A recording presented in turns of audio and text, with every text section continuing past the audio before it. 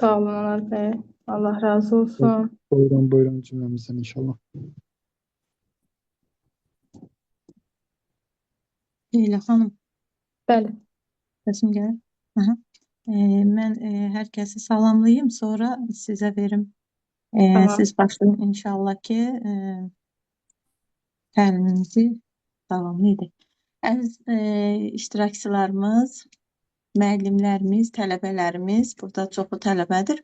Yəqin ki, müəllimlərimiz də qatılıb. Burada Ülviyə xanımı gördüm, Əsmər xanımı gördüm, Ruhi xanımı gördüm. Xoş gəlmisiniz hər biriniz.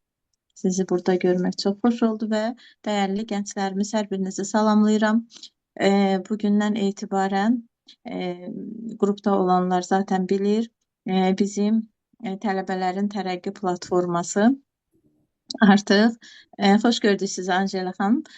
Artıq Gənclərin Tərəqqi platforması adı altında fəaliyyət göstərəcək. Fəaliyyətini inşallah ki, Leyla xanım davam edəcək rəhbəri olaraq. Və belə deyim, ilk gündən çox gözəl uğurlar əldə edib təbrik edirəm Leyla xanımı. Artıq bir çox tədbirlərə, əməkdaşlıqlara imza atacaq tez bir zamanda. Bunun üçün uğurlar diləyirəm. Hər bir Çox sağ gəncimizə olun. uğurlar arzu edirəm və çox istəyərdim ki, Leyla xanımla bərabər siz gənclər də heç çəkinmədən bir-birinizlə əməkdaşlıq edərək təlim keçirmək istəyən və yaxud da təlim, webinar, hər hansı bir özünüzü inkişaf etdirəcək bir nəsə bir planlarınız olarsa, Leyla xanıma müraciət edin. İnşallah ki, birlikdə gözəl layihələr həyata keçirmiş olarsınız. Burada bizim Şəfa xanımımız var. Bizim dəyərli Arzu müəlliməmizin qızıdır. O da fəal gənclərimizdəndir. Ona da uğurlar arzu edirəm və düşünürəm ki, bundan sonra da layihələrimizdə birlikdə addımlayacaqsınız. Bugünkü təlimçimiz isə Nurcan xanımdır. Nurcan xanımı artıq tanıyırıq biz. Ona da uğurlar arzu edirik. Düşünürəm çox gözəl webinarı olacaq, təlimi olacaq və sözü Leyla xanıma verirəm. Leyla xanım, bu işdə sizə uğurlar arzu edirəm. Sağ Əminəm olun. ki, Teşekkürler. gözəl işlərə imza atacaqsınız. Sağ olun. Uğurlar arzu edirəm. Buyurun, söz sizdədir. Məncə başlayaq artıq. Salam, axşamınız xeyir olsun. Əziz müəllimlər, əziz tələbələr, gənclər, hamınızı salamlayıram. İlk olaraq özümü Günə xanım təqdim elədi, ilk olaraq mən də özümü təqdim edim. Mən Nəcəfova Leyla, Gənclərin Tərəqqi platformasının fəaliyyətə yeni başladım. İnşallah ki, davamlı olar təlimlərimiz, webinarlarımız, konferanslarımız. Günə xanım da dediyi kimi, kimlər əməkdaşlıq etmək istərsə, kimlər təlim, webinar keçirmək, konferans keçirmək istərsə, müraciət edə bilər, heç çəkinmədən. Mən də sizlərlə birlikdə elə özüm də inkişaf edəcəm. Bir də sizdən xahiş edirəm, bizim WhatsApp qrupumuzu, Instagram, TikTok səhifəmizi də öz yaxınlarınızla, dostlarınızla, yoldaşlarınızla paylaşın, dəstək olun. Daha çox gənclərin, tələbələrin inkişafına biz də dəstək olmuş olarıq. Çox uzatmadan qısaca təqdim edim mövzumuzu. Bugünkü təlimimizin mövzusu inklüziv təhsildə süni intellekt və sağlamlıq imkanları məhdud uşaqlara psixoloji və pedaqoji yanaşmalardır. Bildiyiniz kimi, müasir dövrdə təhsil sürətlə inkişaf edir, texnologiya həyatımızın ayrılmaz bir parçasına çevrilib və düşünürəm ki, bu mövzu aktual mövzudur. Həm müəllimlər üçün, həm valideynlər üçün, həm gənclərimiz üçün. Bizimlə birlikdə bugün Nurcan xanım Mədətova, Sumqayıt Dövlət Universitetinin 2-ci kurs tələbəsidir. Bizimlə birlikdə öz fikirlərini, dəyərli fikirlərini, bilik və bacarıqlarını bizlərlə bölüşəcək. Sözü uzatmadan Nurcan xanıma vermək istəyirəm. Buyurun Nurcan xanım. Əvvəlcə bütün iştirakçıları salamlayıram. Mənə bu şəraiti yaratdığına görə Günel müəlliməyə və Leyla xanıma təşəkkür edirəm. Hər türlü dəstək göstərdiyiniz üçün, bu təlimin nəticəyə gəlməsində dəstək olduğunuz üçün Leyla xanıma da öz yeni işində, fəaliyyətində uğurlar arzulayıram. Hər bir qoşulan iştirakçı, burada mənim dəyərli müəllimlərim var, tələbələr var. Dəyərli vaxtınıza ayırıb qoşulduğunuz üçün təşəkkür edirəm. Bugünkü təlimdə Leyla xanım mənə təqdim elədi. Mən Sumqayıt Dövlət Universitetinin Filologiya Fakültəsinin korreksiya edici təlim ixtisasının 2-ci kurs tələbəsiyəm. Və bugünkü təlimdə mənim əsas məqsədim bu sahədə insanların maariflənməsinə və daha çox məlumatlanmasına kömək olmaqdır. Mən əsasən bu webinarı slayd əsaslı göstərəcəm. Slaydı sizlərlə paylaşım.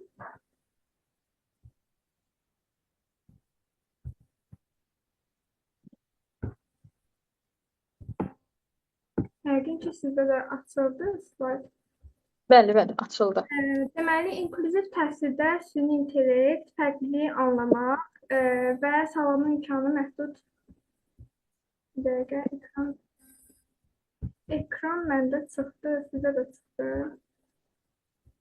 İndi hal-hazırda görsənmir Nurcan xanım. Bayaq görsəndi, indi açıldı. Yenidən paylaşım. Yəni, bəli, açıldı. Yəqin ki, hər kəs görür. Əvvəlcə mövzuya keçməmişdən öncə inklüziv təhsillə bağlı ilkin anlayış, fikir bildirmək istəyirəm. Nədir inklüziv təhsil və inklüziv təhsilin mahiyyəti nədən ibarətdir? Niyə məhz inklüziv təhsil?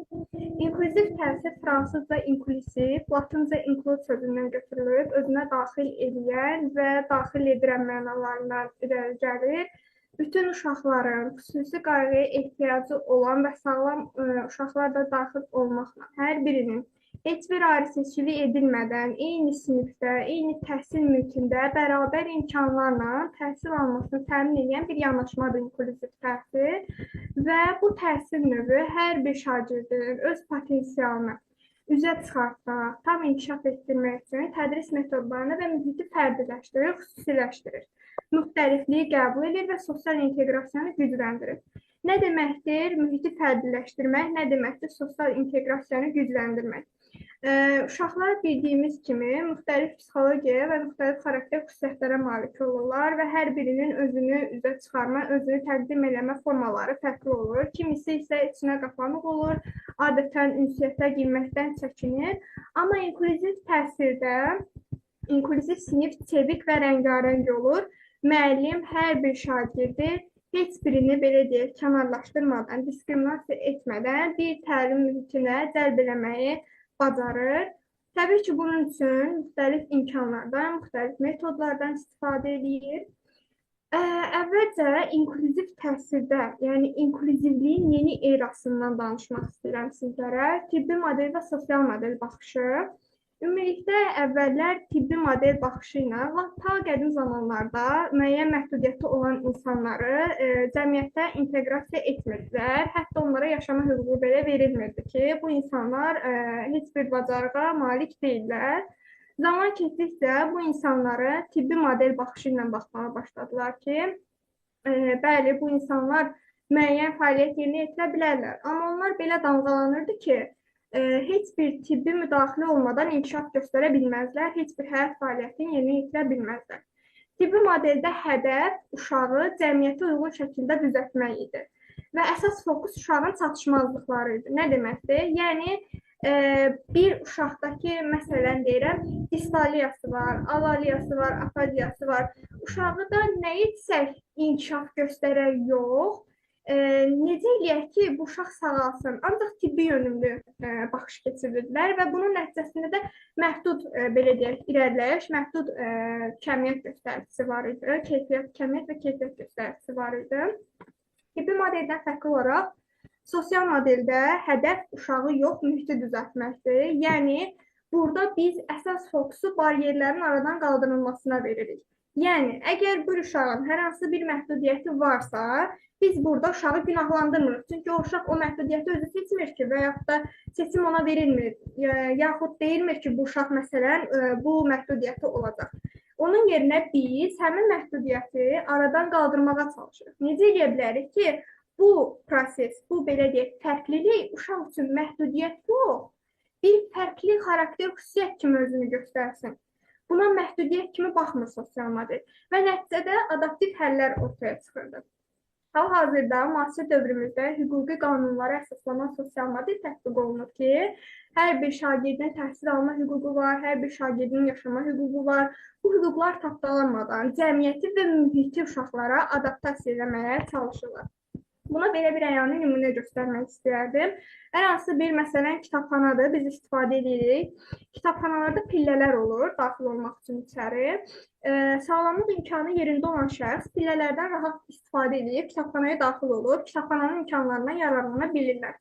Amma məsələn, serebral iflici bir şəxs, əlil arabasındakı bir şəxs təbii ki, o pillələrdən çıxa bilmir, müəyyən məhdudiyyət yaranırdı, onun üçün təkərli araba ilə necə çıxsın pillədən.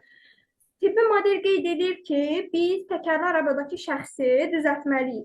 Yəni, loru dildə desək. Biz onu müalicə eləməliyik. Hər hansı bir, belə deyək, qurğularla, bir tibbi müdaxilələrlə, cərrahi əməliyyatlarla biz elə eləməliyik ki, o pilləni çıxa bilsin. Sosial model isə əksinə deyir ki, niyə bu şəxsə pillə maneə, baryer olmalıdır ki? Biz nəsə edə bilərik də, necə ki, digər insanlar, məsələn, hündür bir yerə çıxmaq üçün pilləni icad edib ki, pillələrlə həmin yerə çıxa bilsin. Demək ki, biz bu insan üçün də hər hansı bir alternativ düşünə bilərik. Və həmin insanlar üçün panduslar istifadə olunur pillələrdə və o insanlar əl arabasında olmağına baxmayaraq rahatlıqla, belə deyək, müasir imkanlardan istifadə edə bilirlər. Kitabxanadan da istifadə edə bilirlər və hər hansı bir pilləli yolda, binanın çıxışı olsun, düzdür, binalarda liftlər quraşdırılıb, amma belə deyək, az mərtəbəli binalar, həyət evlərində, pilləkənli, belə deyək, az mərtəbəli yerlərdə panduslardan istifadə edərək həmin yerə daxil ola bilirlər. Və inklüzivliyin əsas prinsiplərindən biri də bərabərlikdir. Bərabərlik prinsipi bizə resursun sadəcə bərabər paylanmasını öyrətmir. Həmçinin o paylanan resursun şəxslər üçün onların tələbinə uyğun şəkildə paylanmasını bizə aşılayır. Bu nə deməkdir? Yəni, az öncə çəkdiyim pillə misalına qayıdacağam. İmkan budur ki, bizə verir ki, hər kəs kitabxanadan yararlana bilər. Amma burada qarşılaşdığımız baryer nədir? Pillə baryeridir. Demək ki, biz bu bərabərlik prinsipini elə qurmalıyıq ki, həmin bizə verilən imkandan hər kəs kimliyindən və belə deyək, psixoloji, fiziki məhdudiyyətindən asılı olmayaraq hər kəs yararlana bilsin. Və bu ədalətli təxsis edilməni təmin edir. Bu zaman, belə deyək, müəllimlərin də üzərində müəyyən qədər məsuliyyət düşür ki, müəllimlər dərs prosesi zamanı, dərsin hazırlanması zamanı təlim prosesində hər bir şagirdi bu təlim mühitinə cəlb eləmək üçün yaradıcı gücünü ortaya qoyur və müxtəlif metodlardan, vasitələrdən istifadə edir və bunun nümunələri indi sizə göstərəcəm. Bizim ümumilikdə inklüziv sinifdə rastlaşdığımız ən böyük, belə deyək, baryerlərdən biri kommunikasiya baryeridir ki, bu kommunikasiya baryeri necə aşıla bilər? Müasir dövrdə texnologiyanın inkişafı elm sahəsinin inkişafına yol verdiyi kimi, təhsil sahəsində də öz inkişaf göstəricini aydın şəkildə göstərir. Bəs yaxşı, inklüziv təhsildəki baryerlərin aradan qalxmasında süni intellektin nə dərəcə rolu var? Əvvəlcə kommunikasiya baryerindən danışmaq istəyirəm. Kommunikasiya baryerində, məsələn, biz kəkələməsi olan uşaqlar, alaliyası, afaziyası, dislaliyası olan uşaqların baryerlərinin aşılması, bu terminlərin açıqlamasını verim. Bəzi uşaqlar var ki, tələffüz zamanı, sözün tələffüzündə ya səs artırır sözün arasına, ya səsi, belə deyək də, unudur və ya hərf artım edir və ya hərfi unudur. Bu zaman kommunikasiya baryerlərinin aşılması üçün süni intellekt bizə müəyyən imkanlar təqdim edib. Voice Set proqramı var ki, qeyri-standart nitq proqramıdır. Əsasən serebral iflici və nitq pozuntusu olan uşaqların unikal səs nümunələrini öyrənir və ona əsasən aydın nitqə çevirir. Məsələn, az öncə misal çəkdim, kəkələmə. Bir uşağın kəkələməsi var, nitq tam hiss olunmur, yəni müəyyən qədər qırıq-qırıq və yaxud da ki, belə deyək, afaziyası var, alaliyası var.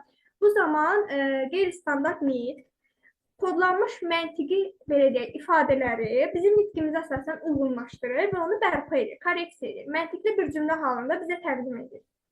Bu təbii ki, bizə kömək olur ki, qarşı tərəfin nitqini və özünün ifadəsini rahat şəkildə başa düşək. Biri var, qarşı tərəf müəyyən çətinliklər çəkir, əziyyət çəkir bizə özünü ifadə eləməkdə. Biri var ki, bu proqram vasitəsilə rahatlıqla onu anlaya bilirik. STT və TTS texnologiyalarından danışmaq istəyirəm. Speech to text və text to speech. Burada motor pozuntuları olanlar üçün diktə aparatıdır, speech to text. Adından da göründüyü kimi, məsələn, serebral ifrizli şəxslərdə qələm tutma, hərəkət etmə məhdudiyyəti olduğuna görə bu proqram əsasən onlar üçün kodlaşdırılmışdır ki, həmin şəxslər artikulyasiya aparatını müəyyən qədər hərəkət etdirə bilirlər yüngül formaları. Həmin şəxslər öz nitqlərini deyirlər şifahi surətdə və həmin nitq proqram vasitəsilə yazılı formata keçir. Ola bilər ki, bu tapşırığın həlli olsun və yaxud da ki, hər hansı bir belə deyək, nitqin deyilməsi və çıxışdır. Biz heç bir şəkildə o insana məhdudiyyət qoya bilmərik ki, yox, sən bunu yaza bilməzsən. Məsələn, məqalə yazan istəyir məqalə yazsın, amma motor pozuntusu var deyə yaza bilmirsə, təbii ki, bunu səsli şəkildə ifadə edir və proqram yazıya çevirir. Text to speech proqramı isə görmə çətinliyi olanlar üçün səsli oxunu təmin edir. Nə deməkdir?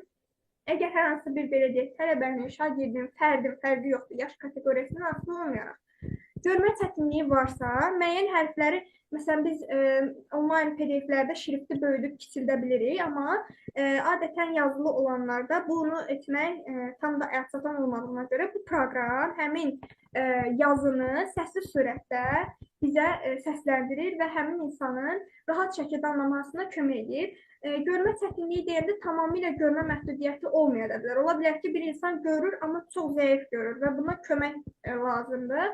Xarici dəstək olaraq bu proqram onlara aktiv şəkildə kömək edir.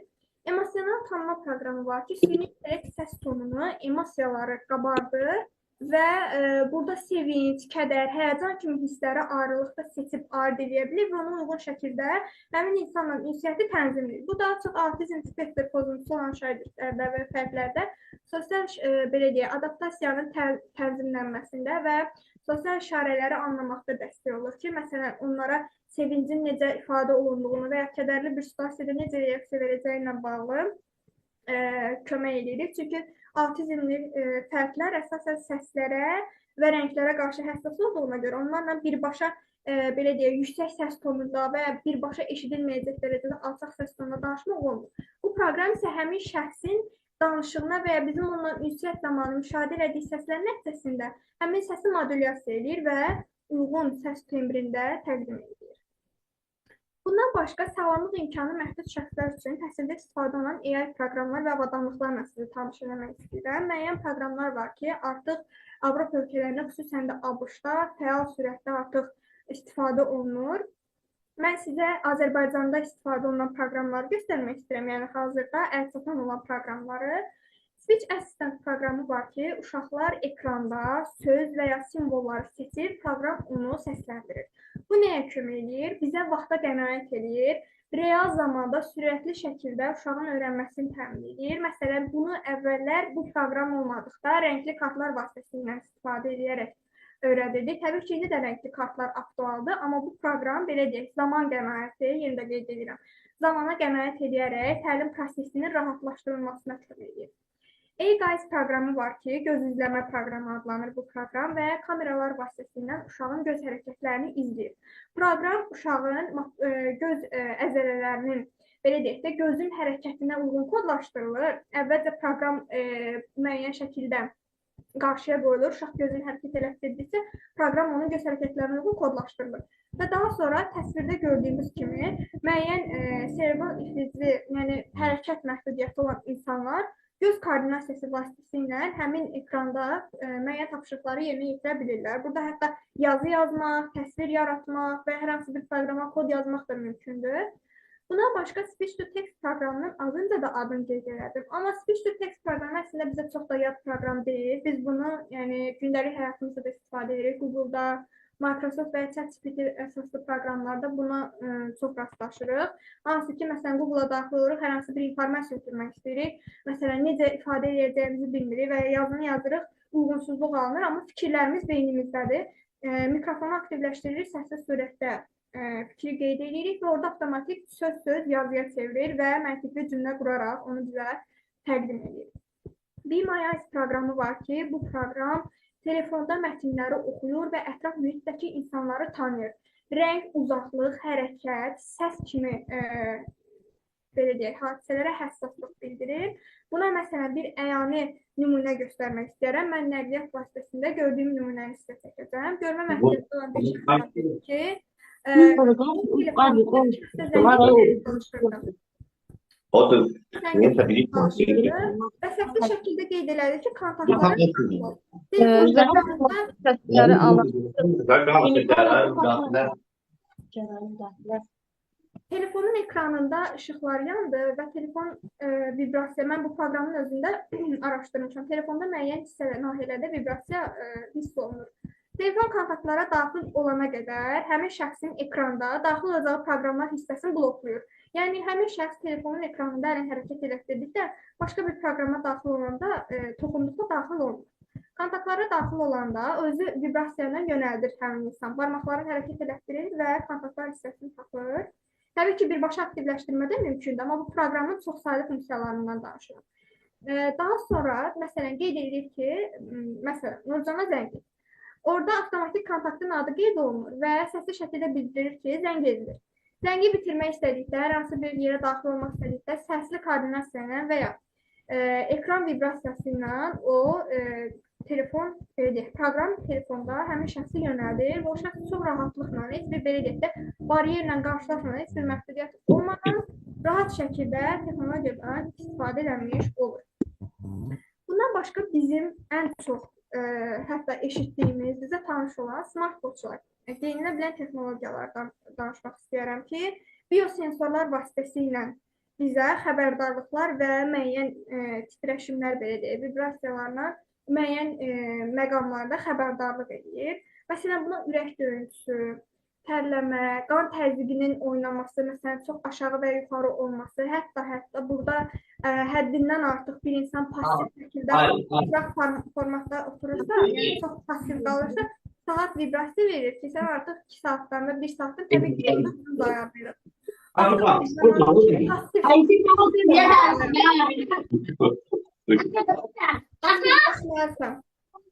Buna Yaponiyada və ABŞ-da belə bir nümunə var idi ki, bunu sabit mənbədən istəyirəm ki, bunu mənim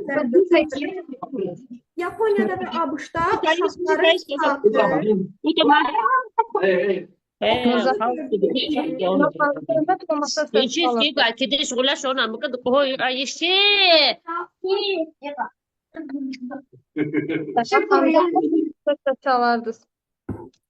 ekranda Narahat oluruq elə. Saati bağlayardınız da zəhmət olmasa. Oturum sahibi olması səsləri alın oradan. Ya istəyirsə mənə yönləndirin. Tamam, bağladılar. Və gördüyümüz bilərzik formasında saatlar, yəni biz smartwatchları əsasən özümüzdə idarə edə bilirik telefona qoşaraq. Amma həmin Yaponiyadakı bu üsul, metod, bilərzik saat tamamilə valideyn nəzarətində olur. Uşaq o saata heç bir müdaxilə edə bilmir. Sadəcə ekranda saatı və müəyyən xəbərdarlıqları görə bilir. Valideyn müntəzəm olaraq sinifdə uşağın vəziyyətini, halını, aqressiyası olarsa aqressiyasını, ürək döyüntüsünü, yəni müntəzəm olaraq uşağın yanında olmasa belə onu izləyə bilir. Və bu izlədiyi, belə deyək, göstəricilər nəticəsində uşaqla yaxından əlaqədə olur. Yəni hər dəfə yanında ola bilməsə də müəyyən xəbərdarlıqlarla öncədən, belə deyək, profilaktik tədbir görə bilir. Şagirdin sinifdə yeri, təhlil etmə bacarığı, kimlə ünsiyyət qurur, söhbət zamanı nə dərəcə aqressiya göstərir, nə dərəcə məyusluq göstərir. Bu kimi, məsələn, bu autizmli, Down sindromlu və yaxud da ki, içinə qapanmış uşaqlarda, sosial adaptasiya problemi olan uşaqlarda düşünürəm ki, daha effektiv olar. Çünki onlar adətən özlərini ifadə etməkdə çətinlik çəkdiyi nüanslarda biz rahatlıqla onları, belə deyək, narahat etmədən anlaya bilərik bu sayədə. Bundan başqa, mən sizə ümumilikdə məzmun adaptasiyasından danışım müəyyən qədər. Buna Uruqvay təcrübəsindən başlamaq istəyirəm bu mövzuya. Bu Uruqvay təcrübəsi həqiqətən mənim çox diqqətimi çəkdi və mən çox istəyərdim ki, yaxın zamanda Azərbaycanda da tətbiq olunsun bu layihə. Uruqvay təcrübəsi tək klikdə dərsliyin hər kəs üçün əlçatan olması, belə deyək, başlığı altında verir. Necə ki, biz Google-da daxil olanda e-dərsliyə siniflər üzrə onlayn dərslikləri əldə edirik. İstəsək onlayn formatda oxuyuruq, istəsək yüklüyüb oxuyuruq. Yəni, dərslikləri onlayn formada əldə etmə imkanımız olur. Uruqvay təcrübəsi isə bu belə deyək, əlçatımlı yönü inklüziv təhsildə də uşaqların istifadə edə biləcəyi bir şəkildə fərqli bir formata daşıyıb və bir dərslikdə həm audio, həm sadələşdirilmiş oxu, həm işarət dili, həm də təsvir şəklində bu vəsaiti bir neçə formatda verir. Məsələn, qeyd edirəm, biz daxil oluruq 5-ci sinif riyaziyyat. 5-ci sinif riyaziyyat altda seçimlər verir. Audio formatda dərsi açılması, oxu formatı, görüntü və yaxud da ki, işarə dili. Təbii ki, görüntü və işarə dilində avtomatik video açılır və video formatında onu təəssüf ki, həmin görüntünü yükləyə bilmədim mən slayta. Amma o çox yaxşı bir, belə deyək, alternativdir ki, mən istərdim Azərbaycanda da tətbiq olunsun. Audio vəsaitdə olan yazıları audio şəkildə səsləndirir. Səsi yenə də özümüz ayarlaya bilirik. Təsvir formatında olanda isə verilən mətni təsvir, belə deyək, obrazlı şəkildə təsvir edir. Səhnəcik olsun və yaxud da ki, şəkillər halı. Məsələn, təbii fəlakətləri günəş, bulud, yağış şəklində bir yerdə toplayır və izahlı formatda verir.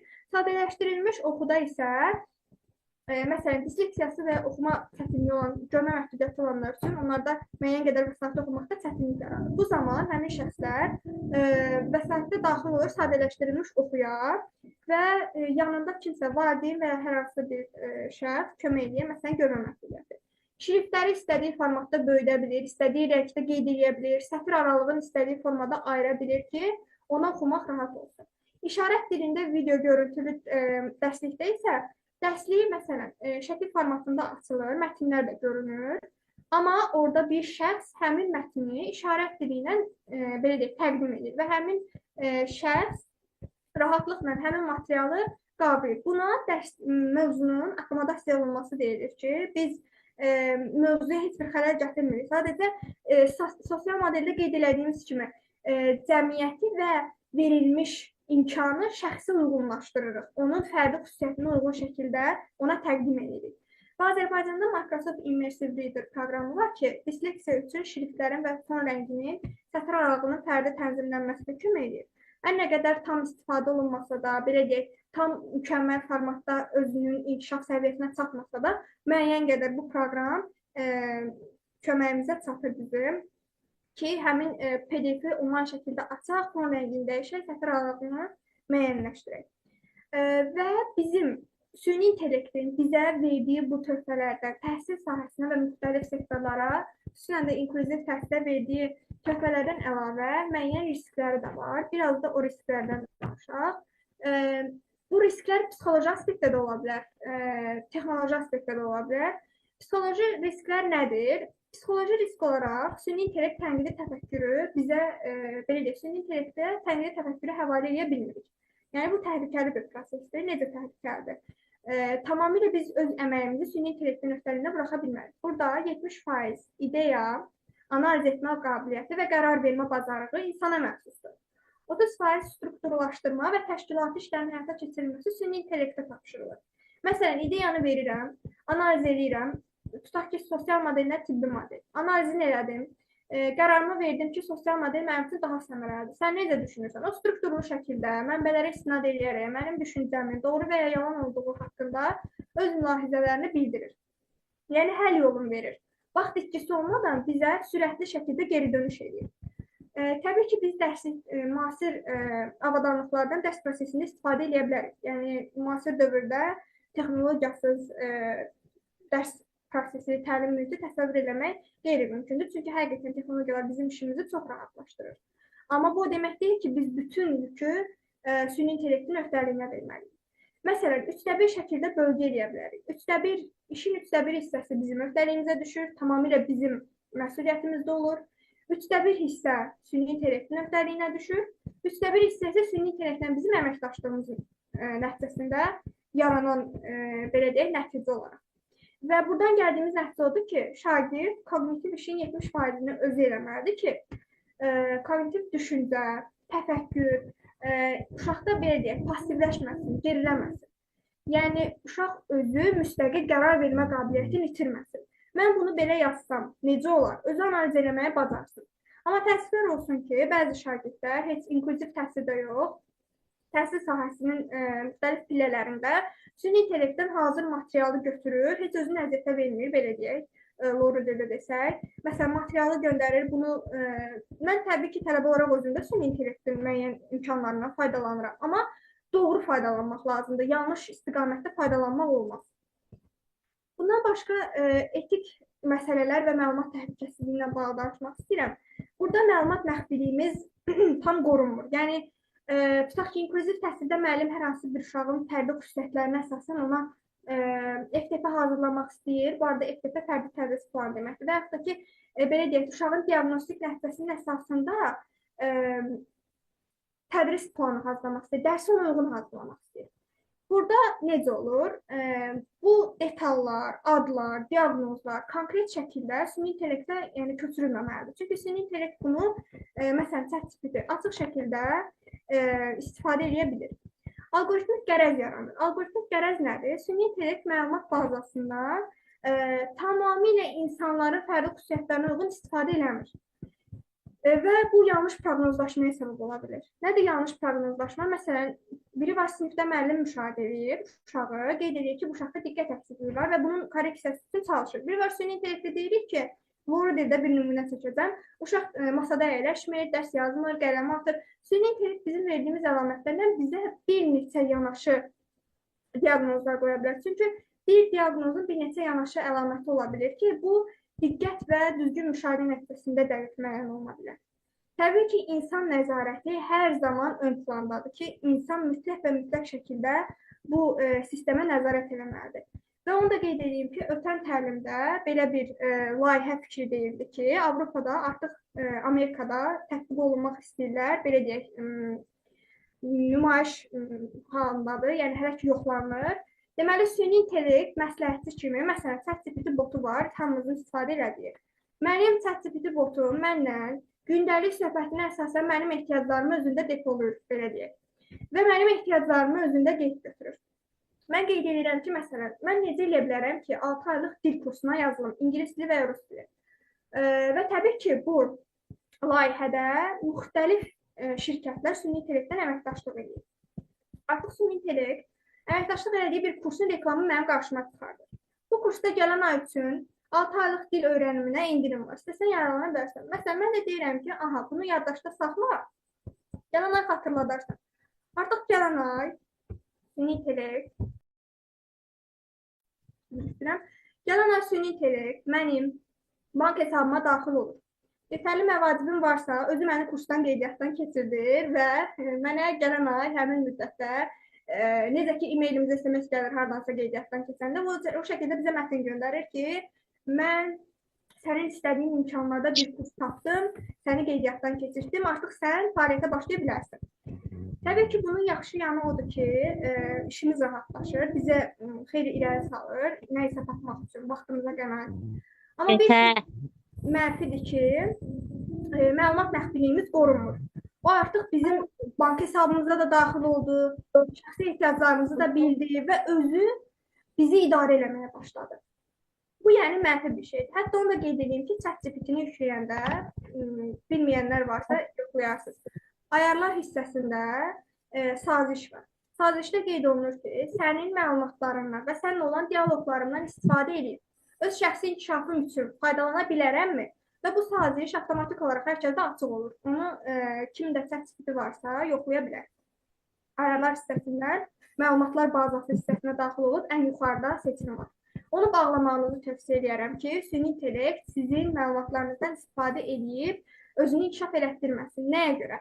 Çünki belə bir sual yaranır ki, əgər süni intellekt insana əvəz eləmirsə, necə bilirsiniz? Mən kədərlənəndə necə reaksiya verməliyəm, mən sevinəndə necə? Əlbəttə ki, hamısı həmin saziş əsasında.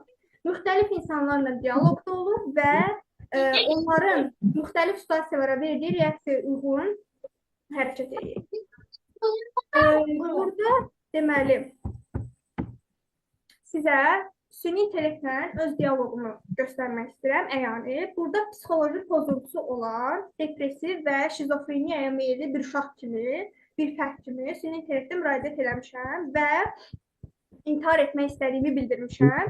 Süni intellektlə təbii ki, uzun müddətli olub diyaloq, amma mən əsas hissələri yerləşdirmişəm burada. Qeyd eləmişəm ki, hər şey bir dəfəlik həll olacaq, bütün problemlərim aradan qalxacaq. Süni intellekt deyir ki, sənin dediklərin çox qorxuludur, çox dəhşətlidir. Mənə məsləhət verir, mənə çağrı xidməti, ümid yeri, qaynar xətt nömrələrini verir ki, mənə əlaqə saxlayır. Amma nəzərə alsaq ki, bu fərd psixoloji pozuntusu var. Yəni bu qaynar xəttə zəng eləməyəcək. Beyninə nə yatıbsa onu edəcək. Söhbət biraz uzanandan sonra o mənə deyir ki, sənin yanında özünə zərər verə biləcəyin kəsici, yandırıcı, deşici alətlər varmı? Varsa özünü onlardan uzaqlaşdır. Yəni sağlam bir fərd olaraq mən bunu beynimdə görmüşəmsə eləyirəm. Necə bir şeydən uzaqlaşa bilərəm axı? Məsələn, mən deyirəm ki, bu yazını sabaha bitirəcəm. Yəni bu psixoloji pozuntusu olan bir insan düşünəcək ki, hə, kəsici alət var yanımda, mən bundan işimi rahatlaşdıra bilərəm. Yəni süni intellekt tam olaraq hissləri, insan hissləri ilə əvəzləmir. Tam olaraq belə deyək, insanın humanistliyini, empatiyasını əvəzləyə bilmir. Düzdür, məni bu işdən çəkindirməyə çalışır, məni söhbətdə saxlamağa çalışır. Tez-tez deyir ki, mən yanındayam, evdə təksənmi? Amma söhbət uzandıqca deyir ki, kəsici, deşici alətlərdən uzaq ol. Mən intihara təşəbbüslə müraciət eləmişəmsə və bunun həll yollarını soruşuramsa, mənə kəsici, deşici alətlərdən uzaq durmağımı deməyi nə dərəcə məntiqlidir? Yəni, süni intellektdən düzgün istifadə etmək lazımdır. Süni intellekt, bəli, həyatımızı rahatlaşdırır. Müasir texnologiyanın, belə deyək, vaxtın səmərəli şəkildə keçirilməsi, yəni vaxt qənaətindən bizə məlumatı çox verir, vaxta qənaət edirik, çox məlumat əldə edirik, bəli, razıyam. Amma mənfi cəhətləri də, yəni tək məxfilik təhlükəsizliyindən dayanmır. Bu cür mənfi cəhətlər də var. Hətta məsələn, siz özünüz də bunu yoxlaya bilərsiniz, bu təcrübəni. Məsələn, depressiyadayam, özümü pis hiss edirəm falan. Söhbət uzandıqca görəcəksiniz ki, istər-istəməz psixoloji cəhətdən sizə deyəcək, məsələn, özünüzə zərər verə biləcəyiniz şeyləri sizdən soruşacaq ki, bu varsa bundan uzaq dur. Bir növ yadınıza salır da ki, bunlarla siz özünüzə zərər verə bilərsiniz. Bundan başqa qlobal təcrübə, dünyada süni intellekt necə tətbiq olunur? ABŞ-da inzibati işin avtomatlaşdırılması və səmərəliliyi var ki, az öncə misal çəkdim ki, artıq ABŞ-da istəyirlər ki, süni intellekt məsləhətçi kimi insanların köməyinə çatsın. Dedim, özünü kursa yazır falan. Bu artıq ABŞ-da belə deyək, sınaq müddətini keçir. Uruqvayda nümunə çəkdik ki, rəqəmsal dərsliklərdən və universal əlçatanlıqdan istifadə olunur. Bu çox-çox mükəmməldir. ABŞ-dakı layihəni hər nə qədər dəstəkləməsəm də, amma Uruqvay təcrübəsi istəyərdim ki, Azərbaycanda da olsun. Çünki Azərbaycanda da artıq inklüziv təhsil inkişaf mərhələsindədir və müəyyən qədər inkişaf edib. Düşünürəm ki, bu layihə inklüziv təhsilin daha da inkişafına və müsbət nəticə göstərməsinə kömək olacaq. Çində isə diqqət və yaddaş üzərində kognitiv inkişaf tədqiqatları aparılır ki, məsələn, verir. Bunu əslində biz öz belə deyək, proqramlarımızda da rast gəlirik, amma Çində daha fərqli formatda bu həyata keçirilir. Məsələn, qırmızı alma təsviri verir. Qırmızı alma təsvirinin ortasında sarı sözü yazılır, sarı rəngdə. Uşaq baxır təsvirə, deyir, alma nə rəngdədir? Uşaq artıq dərk eləməlidir ki, alma qırmızıdır. Yazını oxuyanda insan istər-istəməz ani görəndə çaşa bilir də, deyir ki, sarıdır. Yəni, bu tip öyrədici yaddaş və kognitiv inkişaf üzərində proqramlar Çində artıq daha da bir üst pilləyə çatıb inkişaf səviyyəsi göstərir. Düşünürəm ki, yavaş-yavaş Azərbaycanda da öz inkişafını göstərər. Çünki texnologiya da hələ tam inkişaf eləmir deyə, süni intellektin də belə deyək, mükəmməl şəkildə bizə nəsə ötürməyi hələ son yaxın zamanlarda gözlənilir, amma gələcəkdə düşünürəm ki, müsbət layihələr, Avropa ölkələrində olsun, Asiya ölkələrində olsun, hansı müsbət layihələr varsa, düşünürəm ki, Azərbaycanda da tətbiq olunur. Azərbaycan üçün isə əsas dərs, belə deyək, dərslərdə istifadə olunan layihə tibbi modeldən sosial modelə keçiddir ki, süni intellekti hüquqlara əsaslanan sosial model tipajında süni intellektin istifadəsidir ki, süni intellekt uşaqların rahatlığı üçün müəyyən imkanlar təqdim edir ki, əvvəlki slaytlarımızda bunlar haqqında ətraflı məlumat verdim. Bundan başqa, deməli, yekunda inklüziv təhsilin kritik alyansı haqqında qısa bir sonluqla istəyirəm ki, nitqimi yekunlaşdırım.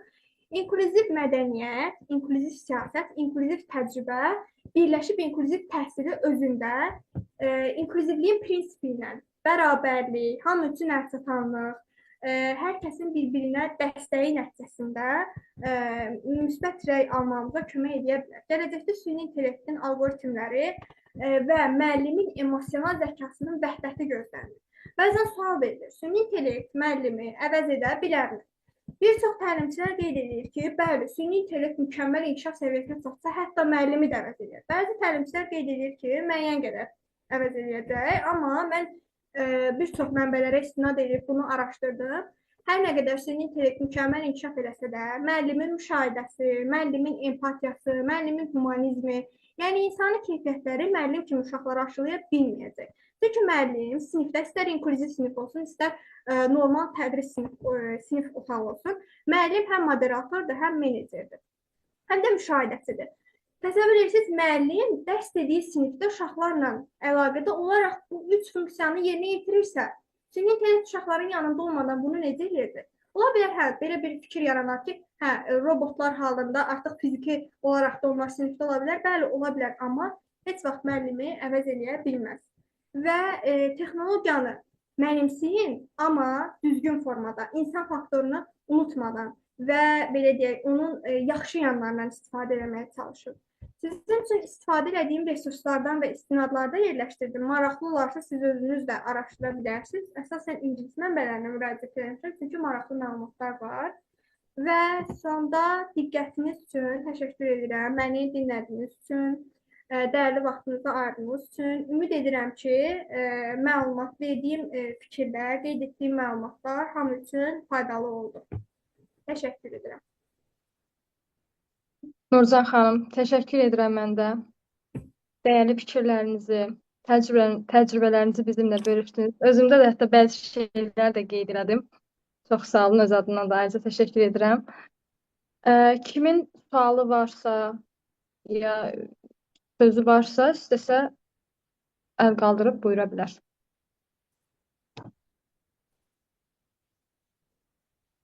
Burada müəllimlərimi dəvət eləmişdim. Yəni buradadırlarsa mən istəyərdim onlara da söz verim. Həqiqətən mənim ən böyük dəstəkçim olan müəllimlərim onların düşüncəsi mənim üçün maraqlıdır. Yəni əgər buradadırlarsa onların da fikrini almaq istəyərdim. Əlbəttə, kim istəyirsə buyursun. Yəni zaten səslər açıqdır. Özü açıb yəni danışa bilər. Buyurun.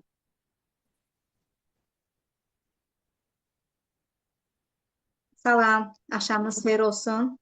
Axşamınız xeyir olsun, Tünzalə müəllimə. Bəli, qoşulan hər bir kəsin salamlayıram. Nurcanın müəllimlərindən biri mənəm, qoşulan müəllimlərindən biri mənəm. Keçən il inklüziv təhsil fəninin mühazirə və seminar dərsini bir yerdə aparmışam Nurcanla. İlk öncə sizə təşəkkür edirəm. Nurcana bu çıxış üçün yer verdiyinizə görə, onun səsini sizlər də olsa duyurduğunuza görə. Nurcana çox təşəkkür edirəm. Ən azından fənni bu qədər dərindən mənimsədiyinə görə, öz üzərindəki araşdırma qabiliyyətini və bacarığını yerə qoymadığına görə, davam etdirdiyinə görə sizə də öz işlərinizdə uğurlar arzulayıram. İnşallah növbəti seminarlarınızda da növbəti tələbələrimi görmək ümidi ilə. İnşallah, təşəkkür edirəm, minnətdaram dəyərli fikirləriniz üçün. Fənni sevdirdiyiniz üçün mən də sizə öz təşəkkürümü bildirirəm müəllimə. Yəni həqiqətən ixtisas fənlərimdən ən keçən semestr dərinliyinə qədər, hətta belə deyək də ən kökünə qədər enib öyrəndiyim, mənə maraqlı gələn fənlərdən biri də inklüziv təhsil fənnidir və bu fənni sevdirərək öyrətdiyiniz üçün sizə özlərini təşəkkürümü bildirirəm. Başqa müəllimlərimizdən kimsə istəyirsə buyursun. Yəni bizim üçün də xoş olar. Müəllimlərimiz, tələbələrimiz, gənclər, kim istəyirsə buyursun. Sözü varsa.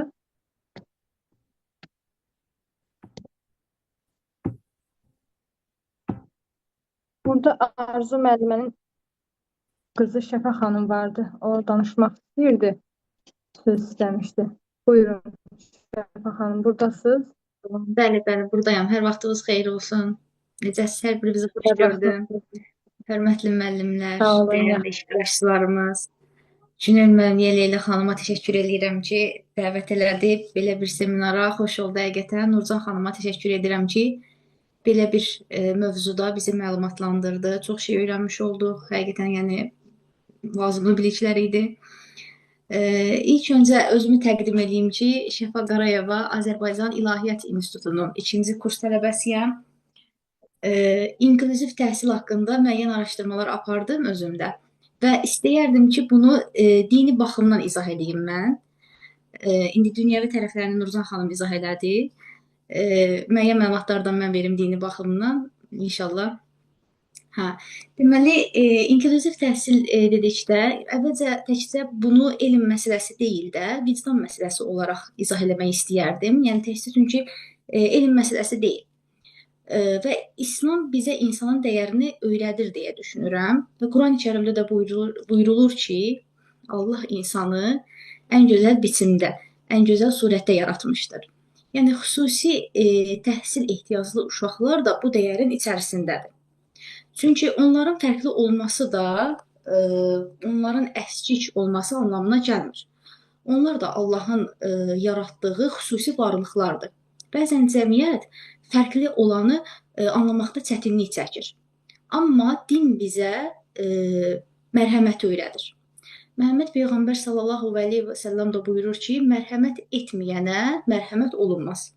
Bu söz bizim üçün böyük bir ölçüdür. Çünki əgər biz uşaqlara sevgi göstəririksə, zaten ibadət eləmiş oluruq. Bunun özü də bir ibadətdir, sevgi göstərməyimiz. Və onu deyim ki, inklüziv təhsil də məhz bu mərhəmətin təhsildə təzahürüdür deyə düşünürəm.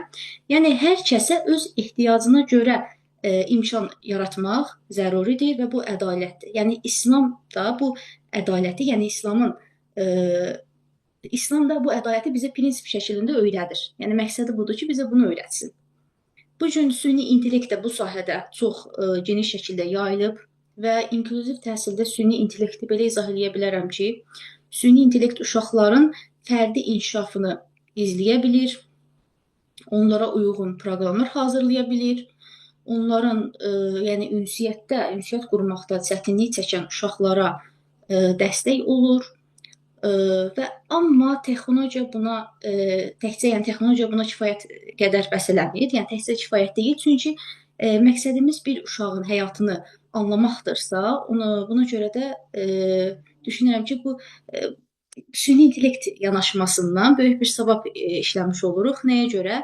Yəni, texnologiyanın özü ruhu bir anlam daşımır. Yəni, ruhu verən bizim özümüzün niyyətidir. Özümüzün niyyətidir və biz burada əsasən şərait yaradırıq. Çünki Quran-ı Kərimdə də buyurulur ki, ey insanlar, biz sizi bir kişi və bir qadından yaratdıq və bir-birinizi tanıyasınız deyə sizi xalqlara və qəbilələrə böldük. Və onun qarşısında da deyir, ən üstün olanınız, ən təqvalı olanınızdır. Bu ayədə belə izah olunur ki, yəni bu ora gətirir ki, üstünlük fiziki və yaxud da zehni cəhətdən fərqli deyil, mənəvi keyfiyyətlər deməkdir. Və bir hədisdə də Peyğəmbərimiz buyurur ki, sizin ən xeyirli olanınız digər insanlara fayda vermiş olanınızdır. Və biz də burada görürük ki, süni intellekt faydalı olur inklüziv təhsildə uşaqlara, əgər biz onu xeyirli bir məqsədlə istifadə eləyiriksə. Bu qədər deyəcəyim. Təşəkkür edirəm. Biz təşəkkür edirik. Şəfa xanım, dəyərli fikirlərinizi, təcrübələrinizi bölüşdünüz. Həqiqətən dini yöndən də bizə fikirlərinizi bildirdiniz. Çox sağ olun. Sizi də görmək istəyirik gələcək təlimlərimizdə, webinarlarda inşallah. Qatılsanız sevinərik. İnşallah. Sağ olun.